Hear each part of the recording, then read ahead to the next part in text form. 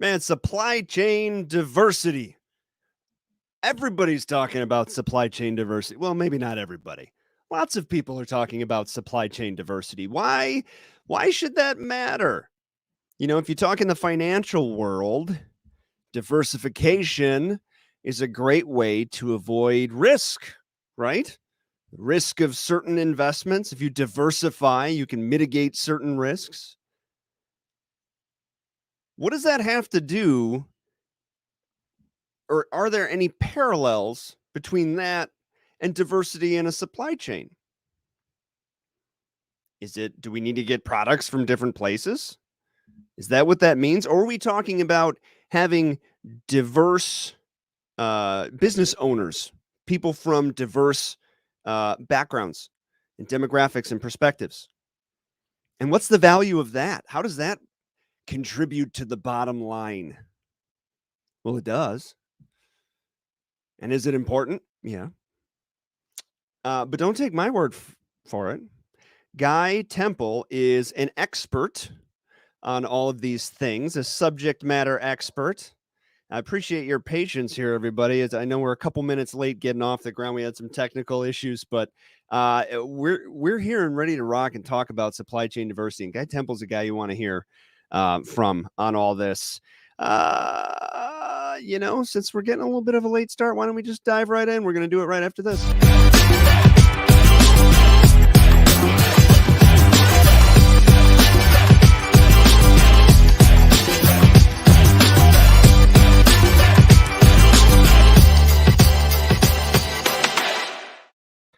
Man, this is exciting. I've actually really been looking forward to this one. We're talking about supply chain diversity and how does it impact the bottom line? Why is it important? Why is it good? Why are people talking about it? What is it?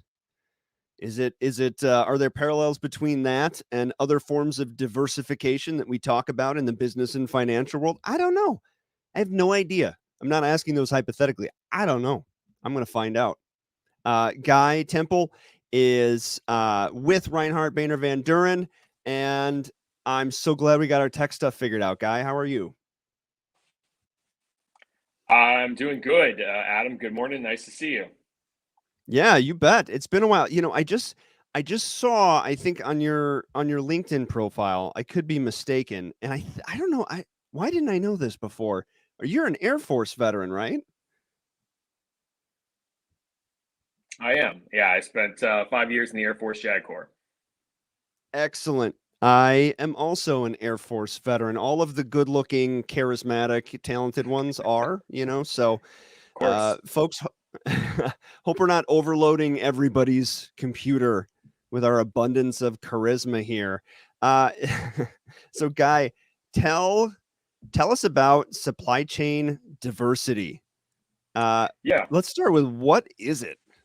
So specifically, we're talking about supplier diversity, and when we're talking about supplier diversity, we're not necessarily talking about diversifying the sources within your supply chain, although that's certainly beneficial to be sourcing products from different vendors in order to avoid some of the hiccups that we've experienced during the pandemic and that we're experiencing now with difficulty to source products. But more than that, we're also talking about diversity of the background of your suppliers. And primarily when we're talking about that, we're talking about working with veteran-owned businesses, women-owned businesses, and minority-owned businesses.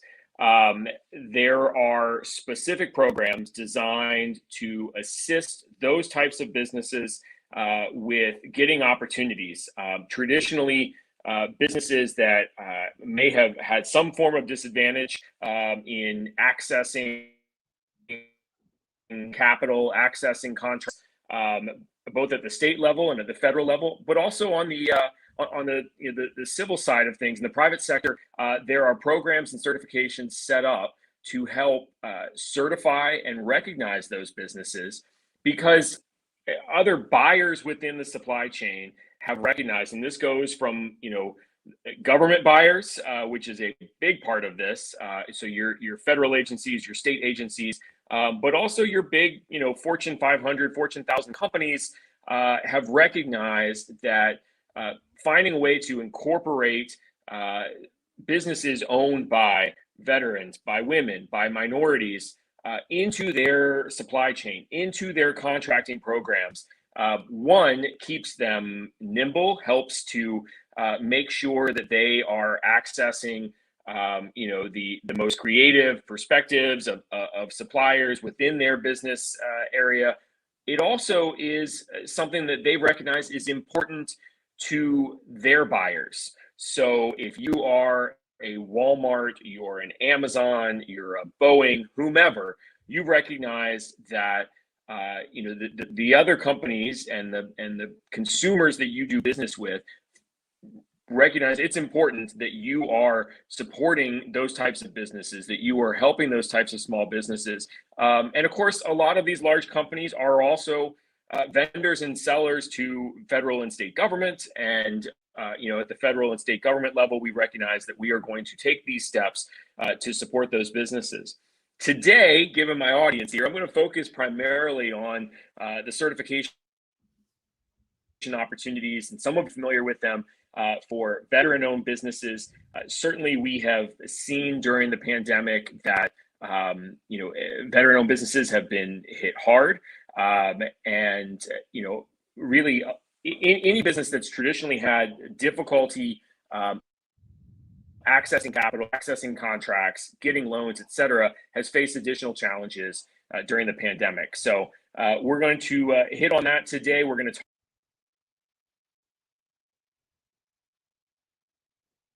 Yep, I think I lost you there for obtaining. a second. You still Can you with hear me? me okay now? Yep, yeah, yep. I'm with you. I lost you there for just a second. Okay. All right. We're going to talk about the types of certifications that it might make sense for your business to obtain, and then what you need to do to get organized and apply for those certifications. Right on. Well, let me ask you first, in case, I mean, obviously, for a woman who owns a business, or a veteran who owns a business, or a person of color who owns a business, obviously, supply chain diversity programs are very appealing to them because it levels the playing field and gives them an opportunity to land contracts, or business to business opportunities, or government procurement contracts, or anything in between, in avenues where perhaps in the past they may not have had access, or maybe had been discriminated against in the past. It levels the playing field. It's incentivized. It's a good thing, obviously, for the business owner. For the corporation, I know you had mentioned that it's good for them because it's the right thing to do, and it's also an attractive prospect for their consumers to know that in buying a product or doing business with this corporate entity, they are also supporting diverse local businesses, diverse small businesses. But in what ways, if any, from the corporate end, let's say I'm a big bank, or a big insurance company, or a big manufacturer, how does having diversity in my supply chain, or having a diverse supply chain program, impact the bottom line? How does that put more money in my pocket as a business owner, for people thinking that it's just altruism, which is Right. a good thing, the right thing to do, for people who may be dismissing it because it's like, yeah, I love doing the right thing, but I also am running a business here. How does it impact the bottom line? Yeah. A couple of ways. One, there is certainly a public exposure, public recognition aspect of this, right? If you are a large bank, if you are a large retailer, making it part of your mission and part of your public brand that you are supporting these types of businesses, and that you are making sure to source product from these type of businesses is important. But you're also helping to to nurture and grow the business environment in the in the communities in which you're doing business. So making sure that these businesses have opportunities to access loans, have opportunities to access contracts, helps ensure that you're growing that business environment in areas where perhaps opportunity hadn't existed before. So certainly, from a branding perspective, it's important. From a business growth perspective, it's important. But then finally, it's more critical than ever that these larger businesses are doing things like diversifying their boards, diversifying their corporate leadership, their management teams, to bring in different perspectives. That aids in hiring. And without getting too far down the road on the importance, because honestly, I'm probably not the foremost expert on that, but the importance of diversifying your business and your workplace, accessing diverse suppliers from veteran-owned perspectives, from minority-owned perspectives, I think is critical to that overall strategy of enhancing the business environment within your company and within the business community and the sector in which you're operating. Absolutely. And if and you're right, we don't have time to get into the value of diversity, equity, and inclusion.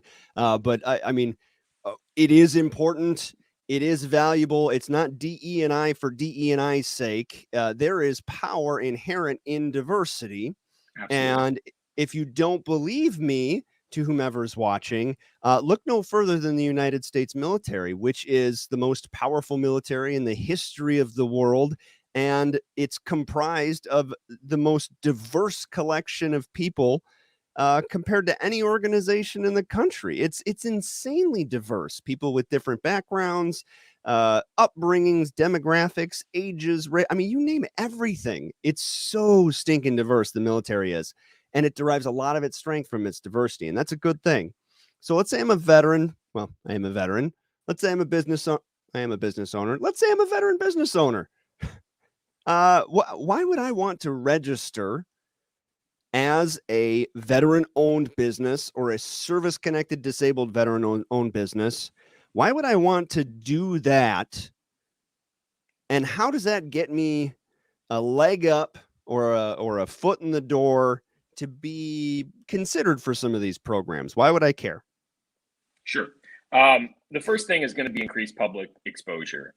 You are when you go through those certification programs, whether it's a federal or a state level program, or it's a private sector certification program, you're putting yourself on those sourcing lists, on those vendor lists, saying, look, if you are a corporation, if you're a major big box retailer looking to source from a veteran-owned business, here is a list of them. You want to be on that list.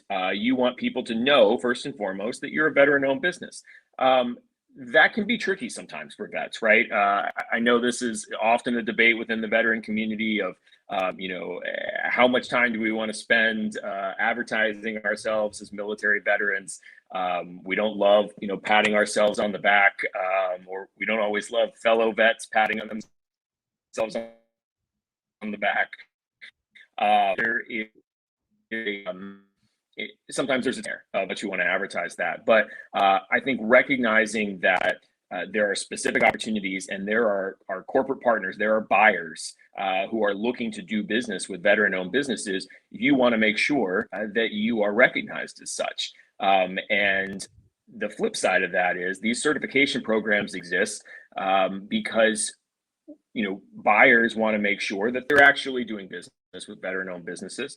And as veterans in the business community, we have an interest in making sure that those businesns's are appropriately recognized, and that there is that there's a certification process to ensure that folks aren't taking advantage of that veteran label to take business away from worthy businesses. So increased sales through customer supplier diversity programs.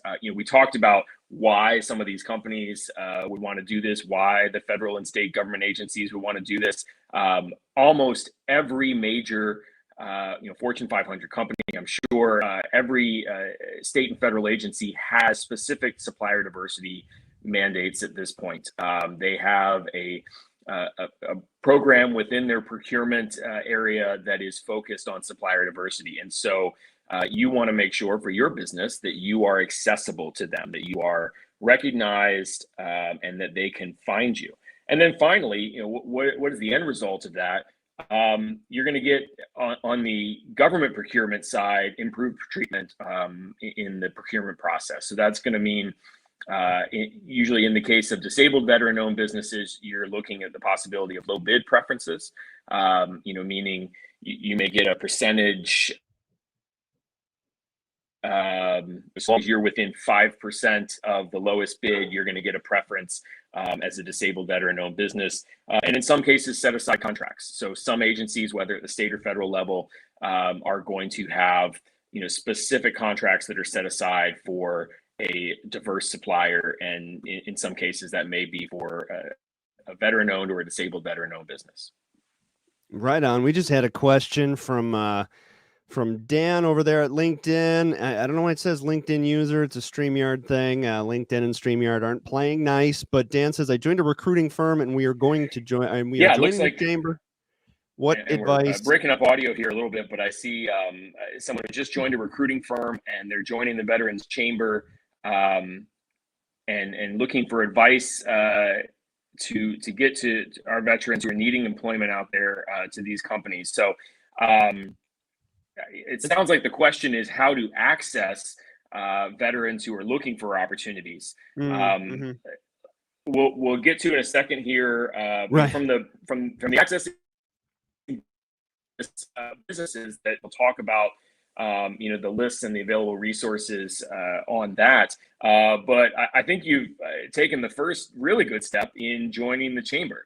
And Adam and Saul Newton and the team at the chamber are focused on connecting veterans to those opportunities. But as far as accessing, veteran-owned businesses that are properly certified, that can be done, both through the certification programs that the state of Wisconsin and the federal government offer. You can look up that certification status. And then there's also private sector certification programs that I'll talk about here in a second.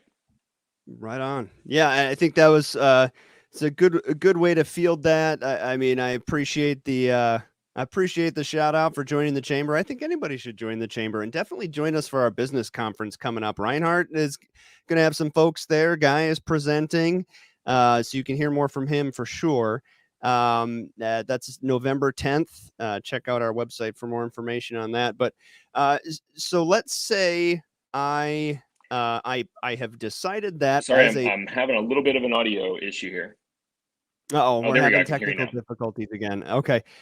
So let's say I've decided I want to register as a service-connected veteran-owned business. I understand the value in it. How do I? Is it a complicated process? Is it a lengthy process? How do I do that? Okay. So in the state of Wisconsin, you've got two opportunities here, and I apologize. I would have shared my screen here, but I've had to change devices to deal with our audio issues. I have so.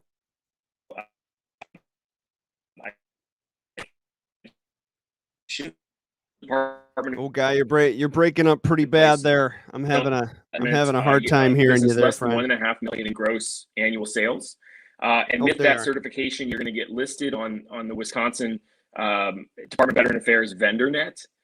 So you'll be identifiable as a certified veteran-owned business, and you can use Wisconsin's veteran-owned business logo. They'll give you a sticker you can put in the window of your business. It's a pretty straightforward and simple application. I'm actually looking at the application here right now. If you go to the Wisconsin Department. Oh, I think I might have lost you there. Guy, you with us? I think he's trying to connect with another device. Man, we have really been up against it with the technical things today. There's Guy. He's back. Let's see if we can hear him. You good to go? I'm back. All right. I'm good to Let's pick up where you left off. So you're on the website. Yeah. You can just look up Wisconsin veteran-owned business registration. on Google or Yep. So whatever? if you go to the Wisconsin Department of Veteran Affairs, and you go into the benefits page there, it will take you to the application to register as a Wisconsin veteran-owned business. Now, the next step beyond that is if you have a service disability rating of more than 0%, you can register as a disabled veteran-owned business. There's a $150 application fee, and you've got to recertify every 3 years. But that puts you into the Wisconsin Department of Transportation Supplier Diversity Program, which is the biggest hiring agency, procuring agency within the Wisconsin state government. It also gets you listed on the state of Wisconsin's directory of minority, women, and disabled veteran-owned business list. And then there's also a 5% low bid preference for state agency procurement opportunities. So that's really a big benefit there. Like I said, the application is a little more complex on that one.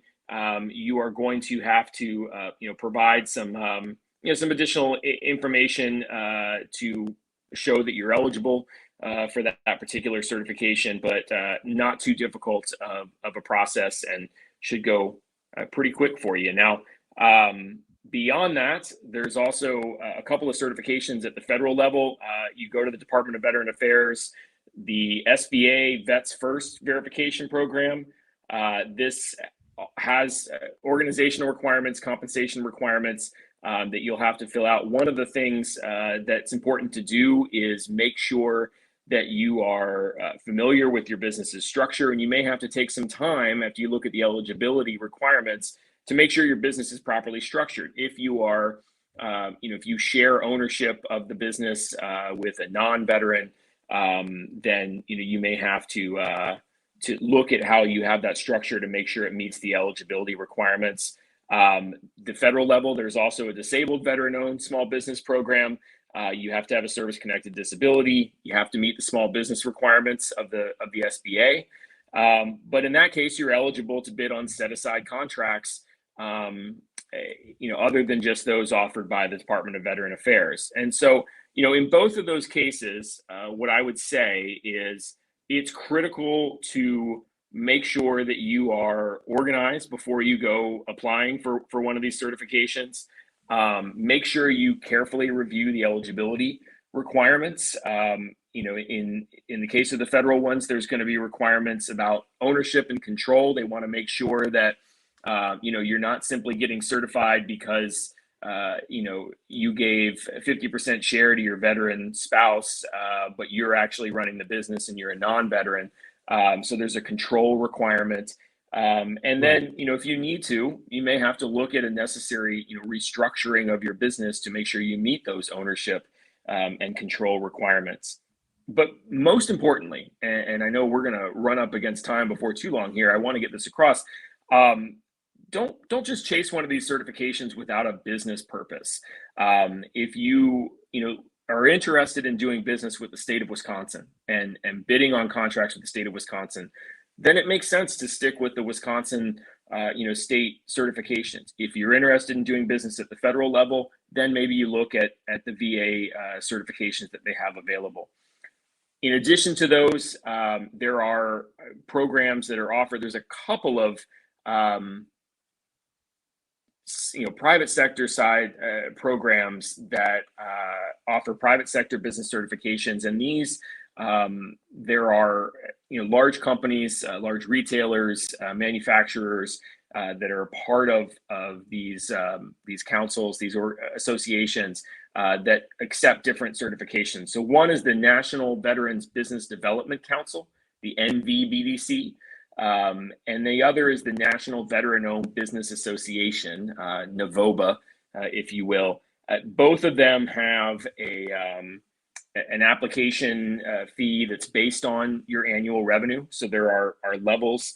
It's going to be about $500 to $1,000 depending on what your revenues are. You've got to look at who those certifications are accepted by. So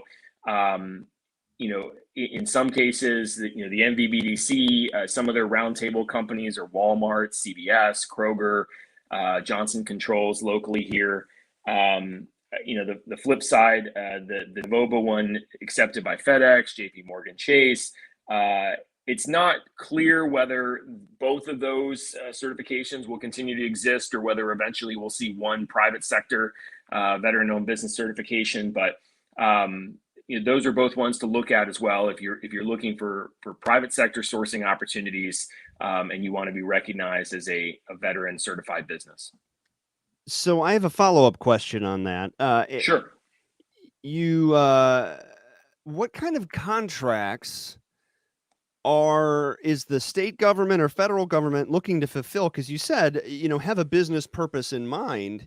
Let's say I'm a veteran, service-connected, disabled, veteran-owned business, and I sell sandwiches, or right. I'm a consultant, or I am a speaker, or a coach, or like what sort of industries or fields are they looking for? How do I know that it is a worthwhile investment of my time to get that certification situated? Yeah. Well, for one, I would say don't rule yourself out if you're a small business. Sometimes folks have this idea that federal or state contracts are only being awarded to, enormous vendors. So a huge construction company or, a huge, shipping or hauling company. Probably, a quarter or more of federal contract dollars go to small business, eligible contracts.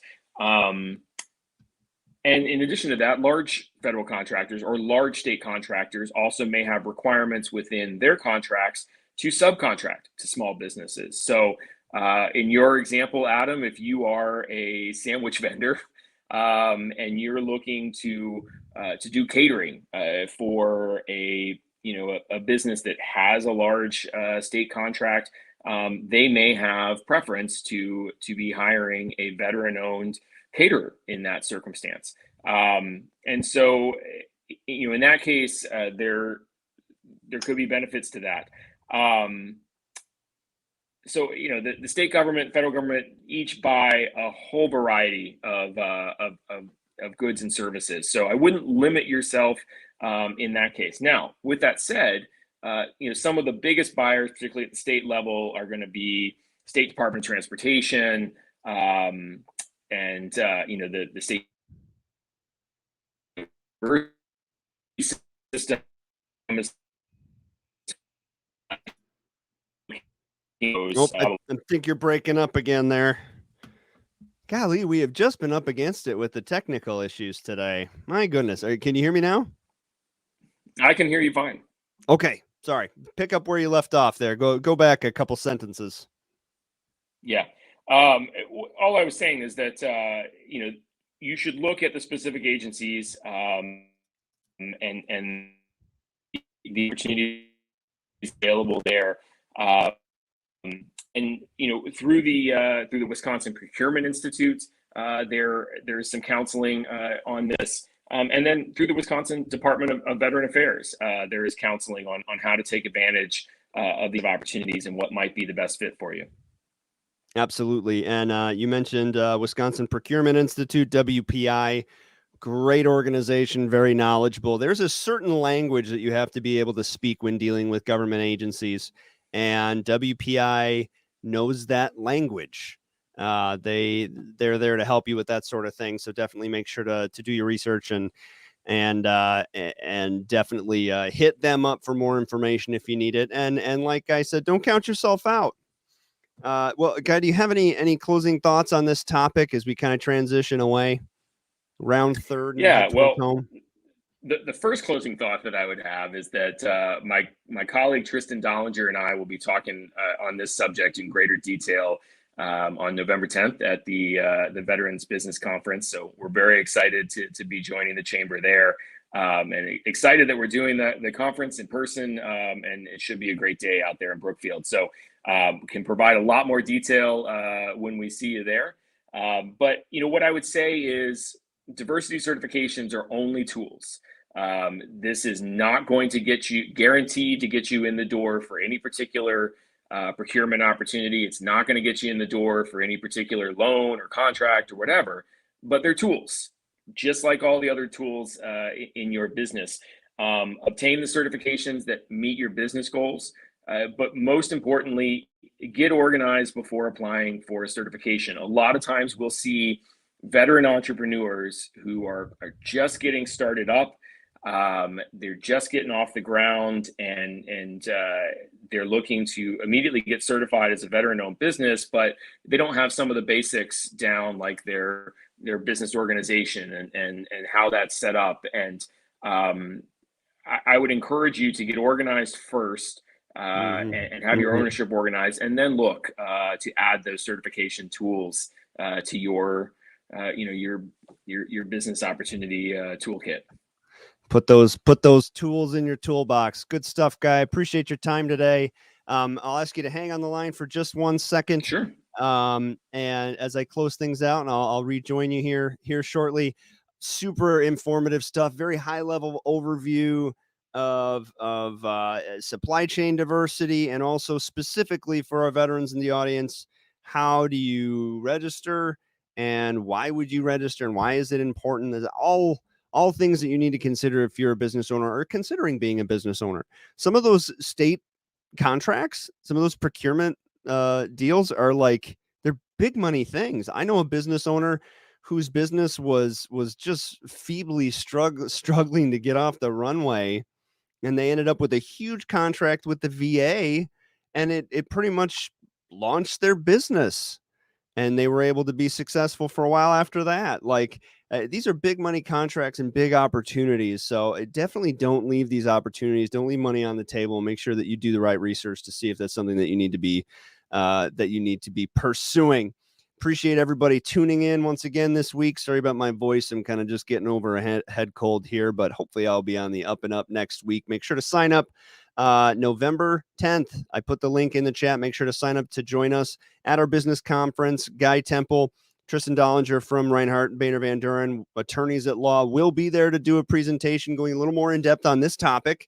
We'll also have our keynote speaker, Deuren College of Green Bay Packers, Super Bowl champions in 2010, acclaim, and many other just crazy awesome things. It's going to be a great time. So make sure you click and sign up. Do it quickly, because it looks like we're getting close to selling the thing out. So hopefully we'll see all of you there. And before that, we'll see you next week, Wednesday, 11:30, same time, same place for Office Hours Live. Have a great rest of your week.